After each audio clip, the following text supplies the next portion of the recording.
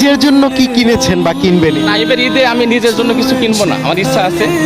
মানে আমি আসলে ওইভাবে টাকাটা ম্যানেজ করতে পারতেছি না, যেহেতু আমি নিজে এবার কিনতে পারবো, কিন্তু আমার সন্তানকেই দেবো শুধুমাত্র, আর আমার আব্বার জন্য একটা পাঞ্জাবি কিনবো, এতটুকু আমার ইচ্ছা এবার। আপাকে 3 পিস দিবেন আর বাচ্চাকেও 3 পিস দিবেন। নিজের জন্য কি কিনবেন? নিজের জন্য কেনা হইবে না, সন্তানের জন্যই বাবারা এই নিয়ে খুব ভাবে, চিন্তা ভাবনা করে। নিজের জন্য কি ভাবে, এখন তো বয়স হয়ে গেছে, আর নিজের জন্য কি ভাবা আছে?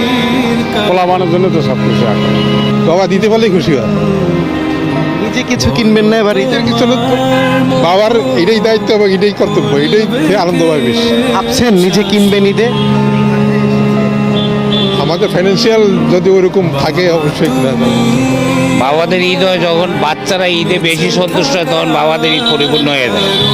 বাবাদের ঈদের আলাদা কোনো আনন্দ নাই, বাচ্চাদের আনন্দে বাবাদের ঈদ। আসলে নিজের জন্য তেমন ভাবতেছি না, তারপরেও হয়তো বাচ্চাদের সাথে একটা পাঞ্জাবি টুপি হইলে বেটার হয় এই।